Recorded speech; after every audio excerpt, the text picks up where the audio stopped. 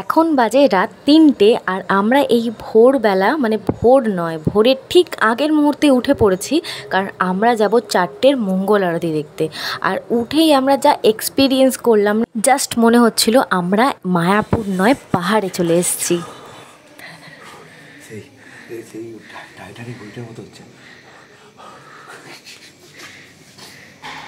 ঠিক পাহাড়ে যেমন ব্যালকনি থেকে এই রকম একটা দৃশ্য দেখতে পাওয়া যায় যে কুয়াশাগুলো নিচের দিকে নেমে আসছে, আমরা না জাস্ট এই রকমই কিছু একটা দেখছিলাম। আর নিচে যা দেখলাম দূর দূরান্ত অবধি কিছু দেখা যাচ্ছে না, পুরো কুয়াশায় ঢেকে গেছে। আর আমরা এইভাবেই এখন রেডি হয়ে বেরিয়ে যাব।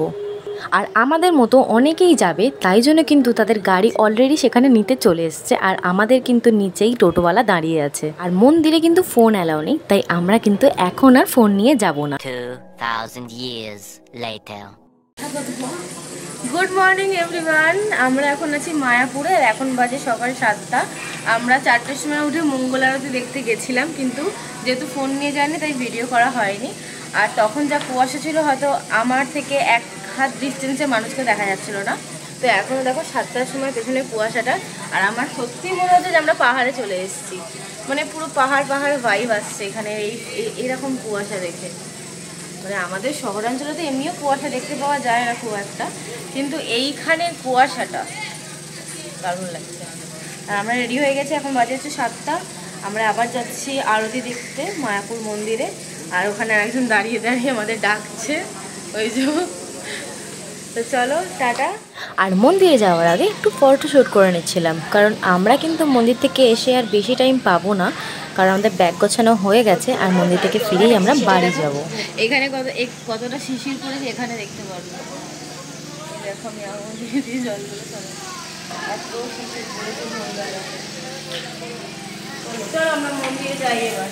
এখানে কিন্তু অ্যাভেলেবেল টোটো, মানে তুমি নিচে নামলেই কিন্তু টোটো পেয়ে যাবে। আর আমরাও নিচে নামার সাথে সাথে টোটো পেয়ে গেছি মন্দিরে যাওয়ার জন্য। আমরা টোটো পেয়ে গেছি, আমরা টোটো করে যাচ্ছি, কারণ কোনো সত্যিই দেখা যাচ্ছে না, কিছু দেখা যাচ্ছে না সাইডগুলো। মোটামুটি 10টার সময় কাটবে। মায়াপুর মন্দির যেতেই আমরা দেখলাম পুরো রাস্তার মধ্যে এই রকমভাবেই নোংরা ছড়ানো আছে। এইগুলো কিন্তু ট্যুরিস্টদেরই অনেক বড় হাত আছে এই নোংরা ছড়াবার পেছনে। যেইখানটা ঘুরতে যাচ্ছ সেই জায়গাটা নোংরা না করাই উচিত। মন্দিরের গেট দিয়ে ঢুকে তোমরা দেখতে পাবে এখানে কিন্তু অনেক রকম থাকার জায়গা আছে। এইটা হলো গৌর নিতাই ধর্মশালা। এইখানে কিন্তু থাকার জন্য তোমাদের আগে থেকে বুকিং করে আসতে হবে। তারপরেই দেখতে পাবে গদা ভবন। এইগুলোর থাকার রেন্ট কিন্তু অনেকটা কম, কিন্তু আবারও বলছি তোমাদের কিন্তু এখানে থাকার জন্য আগে থাকতে বুকিং করতে হবে। আমরাও কিন্তু এই গদা ভবনে ফোন করেছিলাম, কিন্তু অলরেডি বুকিং হয়ে গেছিলো সব কটা রুমে। তাই তোমরা যদি কেউ এই মন্দিরের ভেতরেই থাকতে চাও তাহলে আগে আগে বুকিং করে নিও। আর এইখানে মন্দিরের ভেতরে কিন্তু সমস্ত রকম জিনিস পাওয়া যায়। ঠিক এই দিক থেকে গিয়েই আমরা একদম মেন মন্দিরে প্রবেশ করব। আগের দিনের মতো আজকেও দেখছি এখানে কীর্তন হচ্ছে।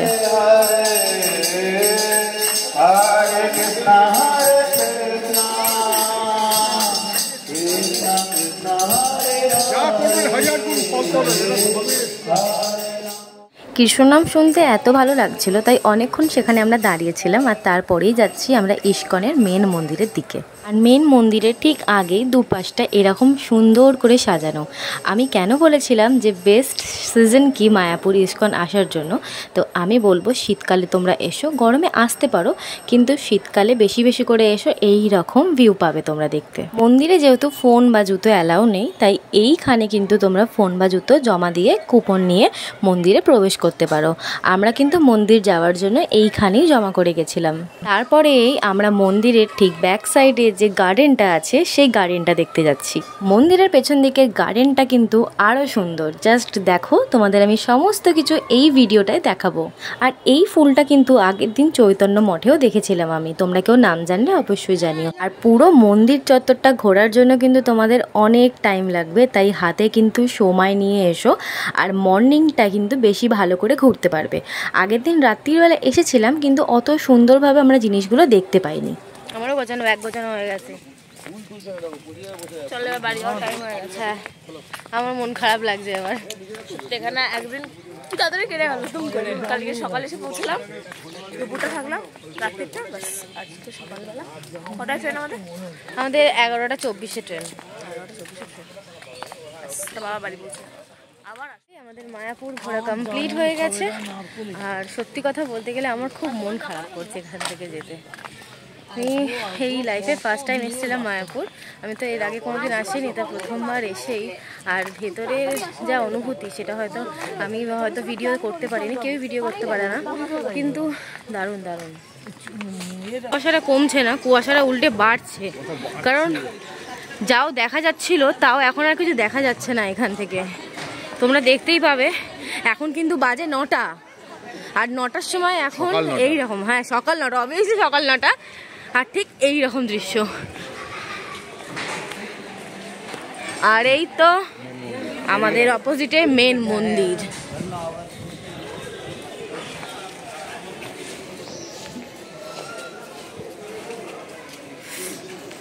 এত কুয়াশা তাই কিছু দেখা যাচ্ছে না। আর ফাইনালি আমরা মন্দিরের গেট হয়ে বাইরে চলে যাচ্ছি। আশা করছি প্রভুর কৃপায় আবার আমরা এখানে আসতে পারবো। এইখানে লঞ্চ ঘাট আর নৌকা পারাপারের ঘাটটা কিন্তু খুব বেশি ডিস্টেন্সের মধ্যে নয়, তাই আমরা সবাই মিলে ঠিক করলাম যে যাওয়ার সময় নৌকা করেই যাওয়া হবে। আমরা আসার সময় এসেছিলাম লঞ্চে, আর যাওয়ার সময় যাবো নৌকায়, কারণ নৌকা ভাড়া 5 টাকা পিস, তাই আমাদের টাকা বাঁচাতে হবে। আমাদের পাশ দিয়ে লঞ্চটা চলে যাচ্ছে। হ্যাঁ 3টে 10 টাকা হয়। যেহেতু আমরা ওই জলের ভাগটা দেখার জন্য যাওয়ার সময় লঞ্চে করে গেছিলাম, তাই আসার সময় আমরা কিন্তু নৌকার এক্সপিরিয়েন্সও করে নিয়েছি। আর নৌকাটা কিন্তু এখানে অনেক বড়, সিরিয়াসলি। আর নৌকা ভাড়া মাত্র 5 টাকা। আর ফেরার সময় আমরা নবদ্বীপ স্টেশন থেকে ডাইরেক্ট যাব রিষড়া। আমাদের মায়াপুর ভ্রমণ শেষ, আমরা সবাই রিষড়া নেমে পড়েছি, এবার যাচ্ছি বাড়ি। তো চলো ব্লগ এখানে শেষ।